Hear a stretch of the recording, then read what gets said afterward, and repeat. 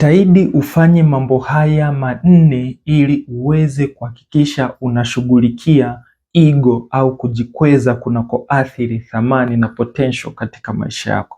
Yaani haya ni mambo manne muhimu ambayo unatakiwa uyazingatie na uyafuate kikamilifu ili usitawaliwe na ego au kujikweza kulikopitiliza kutakako haribu thamani pamoja na potential yako.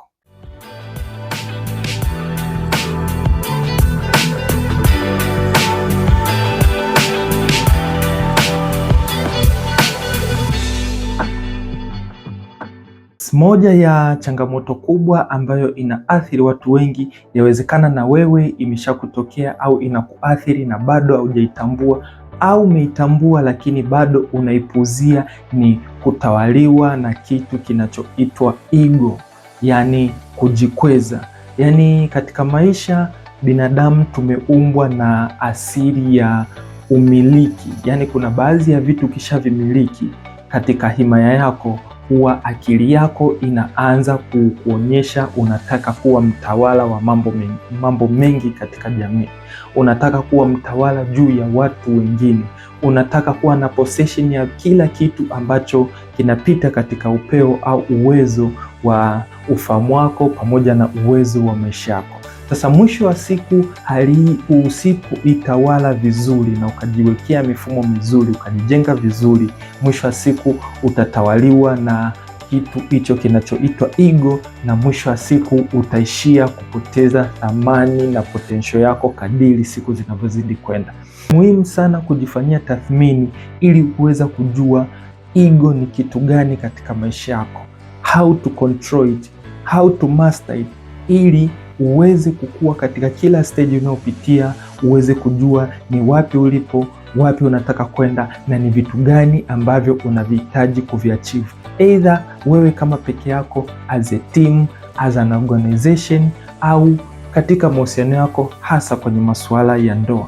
Kwa hiyo jitahidi sana, kuna mambo manne muhimu ambayo kama kweli utayazingatia, utayafanya vizuri kwa utaratibu, kuanzia jambo la kwanza, la pili hadi lile la mwisho, na ukaongeza mengine zaidi kadiri unavyozidi kuendelea kujifunza, utaona kwamba ego ni kitu ambacho unatakiwa uanze kukiwekea mkakati na kinakuathiri maisha yako. That's why kuna baadhi ya mahusiano yanazidi kwenda vibaya katika maisha yako, ni kwa sababu haujaanza kuweka mkakati chanya wa kuweza kudiri na hiyo ego. Ego kills your potential. Ego inakuharibia maisha yako bila wewe kujua. Ego inakufanya wewe uone watu wengine hawana thamani ya kuongeza kitu chochote katika maisha yako. Ego inakufanya uweze akili yako iweze kushindwa kupokea feedback kwa wale watu ambao unawaongoza au kwa wale watu ambao wanaishi katika imani yako. Yawezekana ni watoto, yawezekana ni mwenza wako, wazazi wako, au any person ambaye anaweza akaja katika upeo wako kwa muda huo ushauri kitu cha msingi. Ni kwa sababu kila mara utajiona wewe ni wa thamani zaidi kuliko watu wengine. Utajiona wewe uko juu ya kila kitu ambacho watu watashindwa kuweza kuhimili, na mwisho wa siku utaishia kupata matokeo hasi na kushindwa kufocus katika maisha yako. So jitahidi uweze kutambua kwa nini ninahitaji kwenda mbele. What is my ego? Yani ni kitu gani ambacho kinanitawala? Yani ni kitu gani kinachonichochea mpaka ninakuwa mtu wa kupenda kujikweza? Jaribu kujifanyia tathmini, kuangalia what is causing your ego. Yawezekana ni taaluma ulionayo, yawezekana wenda uko kwenye taasisi fulani, wewe ndio una position ya juu kielimu. Yawezekana ni madaraka ambayo umeyapata, labda ni cheo, au yawezekana wewe ni mwajiriwa mpya mwenye fursa mbalimbali. Kwa hiyo jitathmini katika kila maeneo. Anzia kwenye maeneo ya uchumi, anzia kwenye masuala ya mahusiano, anzia kwenye ukaribu na Mungu wako. Jitathmini katika engo zote muhimu ili uweze kujua ni eneo lipi linalo kufanya uweze kupata kiburi na kinachokupelekea kujikweza, kuvuka mipaka na kushindwa kujua who you are and where you want to go. Sasa ukishaweza kutambua hivyo vitu vyote, sasa mambo haya manne yatakusaidia kuweza kupambana na kuweza kuondokana na your ego ambayo inakuulia thamani na potential yako ili ukawe mtu bora. Kwa hiyo jitahidi uweze kuanza kutambua jambo la kwanza, la pili, la tatu hadi lile la nne, na uyafanyie uchanganuzi vizuri na uweke mkakati mzuri ambao utaanza kuishi, kutekeleza ili ukafanikiwe. You are a good person but the problem, unairuhusu ego iendeshe maisha yako. Kwa hiyo mambo manne haya yatakusaidia ili uweze kufanikiwa. Jambo la kwanza ni kupenda kujifunza. Yaani katika maisha we learn every day. Yaani kila siku unavyoamka kuna vitu vipya ambavyo unajifunza. That's why maisha unayoyaishi leo unategemea kesho kuna vitu vipya utajifunza. Kuanzia the moment you wake up from your bed, the moment you meet every person changes your life. Kwa jitahidi kupenda kujifunza. Sasa unajifunza vipi? Unajifunza kutokana na kile unachohitaji kuboresha katika maisha yako. Umeshagundua kwamba kuna baadhi ya vitu vinakukwamisha. Umeshagundua yawezekana kwamba ni cheo ulichonacho au ni taaluma ulionayo au ni mahusiano ulionayo. Kwa hiyo ukagundua kuna kichocheo fulani ambacho ndio kinakufanya unakuwa mtu wa kujikweza. Yawezekana umeona kwamba kwenye taasisi fulani wewe ndio mtu ambaye unalipwa mshahara wa juu kuliko watu wengine. Kwa hiyo kile kitu kinakujengea hali fulani ya kujikweza, na mwisho wa siku unawadharau watu wengine na thamani yako inazidi kupungua despite unalipwa fedha nyingi. Kwa hiyo penda kujifunza. Jiulize, what am I going to learn today?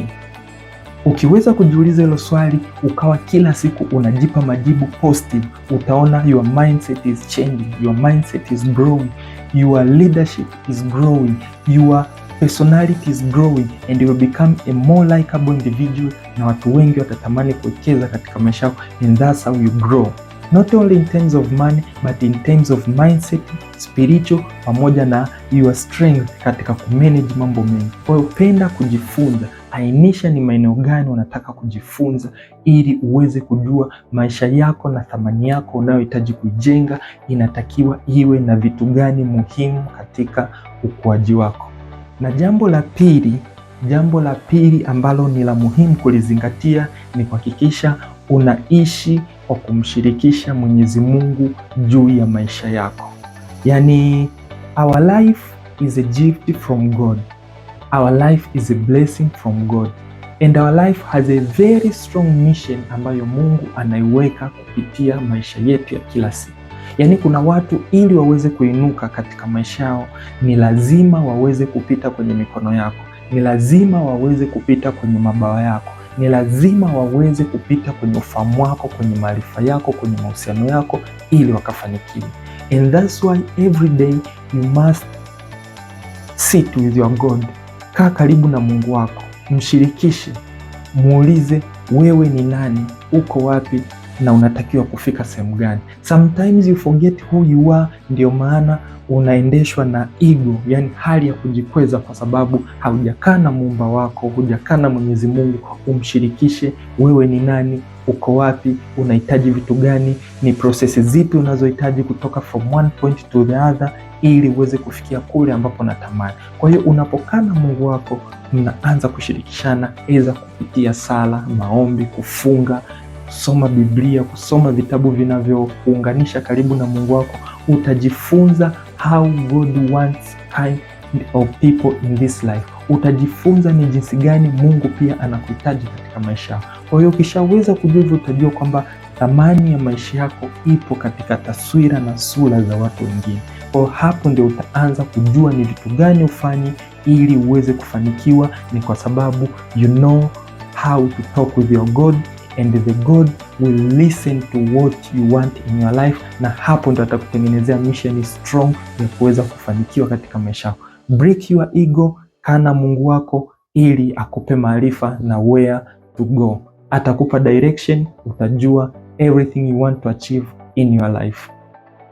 Jambo la tatu ambalo ni la msingi na lenyewe kulizingatia ili kupunguza ego au kuiondoa kabisa, ambayo itakuulia thamani ya maisha yako, ni kuhakikisha unaishi malengo yako. Yes, one of the very positive productive change the mindset ambayo unatakiwa unayo kila siku katika maisha yako ni kuishi malengo yako. Malengo yako ndio dira. Malengo yako yanakuonyesha where you want to go. Sometimes you forget who you are because malengo umeyasahau na unaanza kufanya vitu ambavyo sio sahihi. Thamani yako inapungua ni kwa sababu you are moving out of your system. You had your goals, lakini umeshasahau malengo yako. Unaanza kufanya vitu vingine ambavyo havina thamani. Unaanza kufanya vitu vingine ambavyo havina potential yote. Then hapo ndio unapoanza kukwama, kwa sababu haujui malengo yako ni yapi na umeyaona hayana thamani. That's why potential yako inazidi kupungua kadiri muda unavyozidi kwenda. Kwa hiyo jitahidi kujianalyze, malengo yangu ni yapi? Where do I need to be at a certain period of time? Kwa hapo ndio utajua malengo ni kitu cha msingi ambacho kitakufanya uweze kulinda thamani yako na kukuza potential yako.